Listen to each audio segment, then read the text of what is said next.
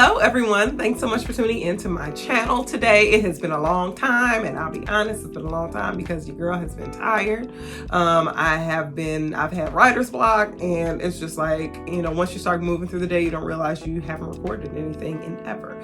So thanks so much for all of you who are still subscribing and still watching. I greatly appreciate it. I am back, and I'm going to talk about today's topic, which is extraordinarily popular right now because that's exactly where we are. It's just the state of our country right now, which is our new schedules that we have as a result of just what's going on with the COVID-19. So today I am going to talk about how to work from home, but from the perspective of a person who doesn't work from home, and I don't have a job that is a work from home type of job. And I think that that's something that really needs to be addressed. So before I go into details about my experience and things that have happened, you know what I'm gonna do. If you have not already done so, please be sure to subscribe to my channel. And if you love this video, please be sure to click like. And if you want to see more of my lovely face, please be sure to bell me. And you know what? I still don't know where the bell is, but you do, and you're gonna go ahead and click it. If you would like to contact me, you can check me out on my website at www.shikahenley.com. So thanks so much for tuning in, and we are about to get to it. Okay, so hey everybody. So like I said, today I am talking about working from home when you do not have a work from home job. And I know work from home is the dream for some. It is a nightmare for others because it's just not the kind of life that you live. But many of us are in a position where we are working from home. And so this is the beginning of week 3 for me from just working from home. And I realized that it took me 3 weeks, this beginning of this 3 weeks, to actually get my footing and really start to get together. And so what I did want to talk about was, again, working from home when you don't normally work from home. And I do want to point out, there are some people who, I know people that work from home and they're just like, oh, well, you can kind of travel around and do whatever you're going to do. But I don't have that kind of job. I have a job that is very structured because I work in a school, and schools are very structured. So it's like, what time are you there? What are you doing while you're there? Kids need to be communicated in a timely fashion. So I can't necessarily decide to do something in the middle of the night, or I can say, you know what, I work on this from 9 until 12 a.m. I can't necessarily do that. I really need to be available at certain times and certain increments because that's the kind of job that I have. And so this is really from that perspective. It's not as easy as saying, oh, well, just, you could just get that done. It's like, no, it needs to be done by a certain time. And I need to be moving throughout my day feeling that way. So this is for people who are, again, you are working from home, but you do not typically have a work from home job. And it is a different kind of transitioning into a position where you're working from home. So we're gonna go ahead and jump into those tips. Okay, so number 1 is create a workspace for yourself. And that is something that we kind of hear people say over and over again, but you do not realize the importance of a workspace. And I'll admit, that first week I was working from the couch. And after working from the couch, I was like, oh my God, I cannot do this, because I felt like I started working when I got up Monday morning, and I did not stop working until that Friday evening when I finally pushed away from the computer.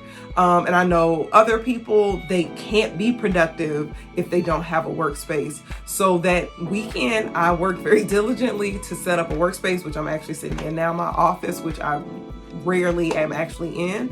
But I had to get everything together. So one of the things I found is once I set aside a very specific space where I was working, it dramatically impacted just how I felt throughout the day. I didn't feel like I was working around the clock. I felt like everything, you have that moment where if you leave work at work, once I'm out of this office space, I don't feel like I'm working anymore. If I'm downstairs, if I'm, in the living room or the dining room, I don't feel like I'm in work at all. So, really evaluate your space. I know everybody's space is different. I am lucky in that I have an actual office in my house. I know everybody doesn't have an extra room for that. Maybe you have a basement, maybe you have a garage. Maybe you just have to carve out a specific space in the living room or a space in the kitchen, but you have to create a space where you can spread out and you can just work diligently and get all the things you need to get done. Because at work, you have a desk, you have a space, you have to have a space. If you do not have a space for yourself, you're going to find that you're still struggling to just normalize. Because one of the things that I'm realizing as we're moving through what we're going through now, you need to create normal in your house. And that's going to be one of the ways that you create normal in your own space. Okay, so number two is you have to create a schedule for yourself and really stick to that schedule. And so there are, of course, going to be some things that are slightly different. You know, you don't necessarily have to, like our day starts at 7 a.m., but it doesn't necessarily start at 7 a.m. Now that we are in a work from home status. So one of the things that you really need to do, which is an easy habit to fall into, is like, oh, okay, well, I know my first meeting starts at this time, so I'll be up 10 minutes before that. Like, no, you need to wake up in your regular time, or if it's a little bit later because you are commuting, you know, wake up, get dressed, you know, do the whole thing you're going to do, get your breakfast together, go through your normal routine and continue creating those routines for yourself throughout the day. I went and I looked at my Google Calendar. I set in all of my breaks for my Google Calendar because I found that I was working, but I wasn't stopping to do anything else. I wouldn't eat lunch. I'd look up and the day would be gone. So create those breaks for yourself so that you know when you're going to stop working, you're going to move around. Like I have a Fitbit. My Fitbit was like, dude, you got 1,200 steps today. What's going on? So, you know, making sure I had time in my day so that I would get up, I would move, I would walk, I would eat, I would, you know, get some air, time where I knew I was dedicated to having specific meetings. But you have to create an actual schedule for yourself and you have to stick to it. Because again, this is week 3 for me and I'm now getting to that space where I'm just like, okay, now that I have a normal schedule, I feel so much better. I don't feel like every day is just this one long Saturday. It's just like, okay, there's a beginning, there's an end. I know there are things that need to be done, like the dog is downstairs whining. She knows she should be going for a walk soon. Like we're all in this house, we are all on a schedule, and you have to create a schedule, especially if you have kids at home. They are accustomed to working on a schedule, and that's just all there is to it. School is very, very, very, very structured. And so at school, they're accustomed, the birds just totally distracted me in the background, sorry. But at school, they're accustomed to it. This time we do this time we do that. Kids need that structure too. You need to make sure that structure is set up for them. And time where it's working is working time. Time where you aren't working isn't working time. But you need to schedule all of the things, eating, breaks, all of those things. Use all your calendars, use everything that's at your disposal. Okay, number three, they joked about this one today. We logged into our first meeting. So number 3 is get dressed. That's gonna sound funny, but okay, so we are not at work, so you do not necessarily have to put on a suit, right? You don't have to get that kind of dressed up, but be purposeful in getting dressed. Because one of the things is, I know with clothes, especially with me, that dictates kind of how I feel throughout the day. So if I have on sweatpants all day, I'm gonna feel like a Saturday all day. So, you know, wake up and get dressed like normal. So, you know, today everyone's like kind of laugh a little bit, but today I'm dressed like normal, like I would typically be if I was going into the actual building today. So if you haven't been doing that, start doing that. Get up, get dressed, just like it's a regular day, and go into your sacred space so that you can get all of your work done.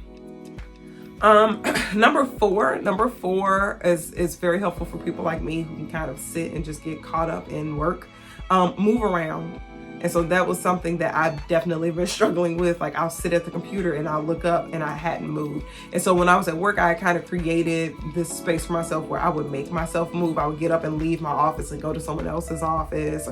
That way I wasn't necessarily just sitting still, but I'll find I really will look up and at this point I have like maybe 5,000 steps, and normally on a normal day, I would have had 10,000 steps easy, right? So create those spaces in the day where you have breaks, where you get up and where you walk or where you move. You know, like I have a 15-minute break where I take in the day and I take the dog out and I just take her for a walk and we walk up and down the block so we can get some air. I can get some steps in. And then sometimes, even depending on the meeting, I might put myself, so you might just see my lovely picture as opposed to my actual face, and I'll walk in place during one of my meetings. So make sure you are moving so that you can kind of just keep things going, because it's very easy, especially like I said, if you're a person like me who just works and works straight through, to look up and you're just like, oh my God, I haven't moved at all day. Number five is to eat meals and set specific times to eat meals for yourself. Like I have found that, when my lunch pops up on my calendar, I'll go sit downstairs at the dining room table and I will eat lunch. And that has greatly impacted my day. I make sure I have breakfast, I make sure I have lunch, I make sure I have dinner. So creating those spaces creates norms for you, because you also realize some of us, we will work through lunch, which we shouldn't, which is bad. But a lot of us don't. And a lot of people take that time to they would get out of the building, go pick up takeout, go do whatever. And that kind of rejuvenates you throughout the day. So making sure your meals are kind of a sacred time where you're eating as well, that is really important. I found that to be really important for me. To just kind of move through my day so I don't feel like I'm overwhelmed with my day. Okay, number six is to embrace the unknown that is technology. And I know that this environment is shifting us into using technology in a way that is really pushing us outside of our comfort zone. We all have varying degrees of comfort with technology. That's something that I recognize. But even I consider myself to be, fairly decent, fairly savvy with technology, as we're transitioning into just having completely just meetings online, and that was even a transition for me. So it's really figuring out how to make those things work and just embracing what it is. At this point, we can't just say, oh my gosh, I'm uncomfortable with this. It's like, you know what, this is what we need to do so that we can be productive. So go ahead and Google it. Go ahead and go to YouTube. YouTube is an actual university. You can learn all kinds of things there, but you have to embrace these things so that what it's going to do is it's going to make your life a lot easier. And so I feel like within the past week or so, there are things about Google, and I love Google. I use it all the time and I'm pretty good at it. I've learned how to do even more things that I hadn't known how to do before, just because I'm in this position where I have to do it. So if you have not embraced technology, you need to embrace technology. If you see a thing and you're just like, how do they do that thing? Google it. Figure out how they do that thing, because it's going to make your life a lot easier once you really figure out how to make technology work for you in this situation. Another thing, and the last thing that I have here, is to create social spaces. That's another thing that we've recognized, because again, and I say we because I'm an educator, I work in a school building, I work with teachers and students. Work for us is a very social place, just like it is with lots of other people, right? And you need to create those social spaces, even though you aren't in the building. So if you chat with people, because normally you fall into somebody's office or go into their classroom, set up a Google Hangout with people so you can just kind of fall into it and talk about things. Set up a Google chat so you can just do whatever it is that you guys use, if you're going to be using Slack, whatever it is. But create those spaces for yourself, because you need that kind of interaction still. So I've set up meetings like, hey, this is just time for us to come in and talk about XYZ. If you want to come in, you can. If you don't want to, you don't have to. But that has improved just the whole feel of it, because another thing that is a thing that's difficult, again, if you're working from home, is that communication piece. Again, we fall into each other's classrooms, we fall into each other's offices. We don't send emails. We just say, oh, I'll just run down really quickly and ask you. And that is not a luxury that we have. So it's really critical that we're creating those spaces so that we can still maintain those conversations that we didn't even realize we were having, to help us do things that we were doing, or to remind us of things that need to be done. Okay, so did my little dance there. Okay, so I'm just gonna do a quick wrap up of the 7 things that I recommend you do if you are a person who is working from home, but you don't really work from home. That's not what you really do. You work in a place, and when this is all said and done, you're gonna be working in a place again. That's how it goes. So the first thing is create a workspace. If you haven't done it, you need to do it.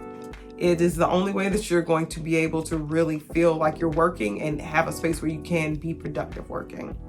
The second thing is create a schedule for yourself. You have to create a schedule. And for many of us, we do have clearly defined schedules, but you need to create a schedule, and you need to schedule out all of the things. When are you waking up? When are you eating? What are you doing? When are you eating lunch and all those things? Schedule all of that. Use your Google Calendar, whatever it is you use to schedule things. Fill all of that in with all the things you need to do throughout the day, so it doesn't run together into one long day. And if you're a person who needs those checks and balances, you know what you're supposed to be doing when. The third one is to get dressed. And it's so funny to say it, but get dressed, like wake up and get dressed like it's a regular day. You're gonna feel great. You're gonna feel amazing. Don't worry. Make sure you just prepare yourself like it's a regular old day and you will feel great. Number 4 is to move around, because it is easy to not move around, to not get those steps, to not go outside, take a walk, do whatever it is you have to do, but you do need to move around.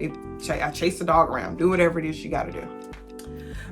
Number 5, eat your meals and set up a sacred time for that so that you can, again, it helps to create that space, the differentiation between work and not work.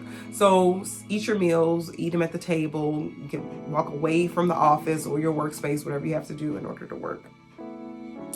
Number 6 is embrace the unknown that is technology, okay? Because it's going to make your life a lot easier. Things that you're just like, how do they do that? Google it, see how they do it so that you can figure out how to do it too.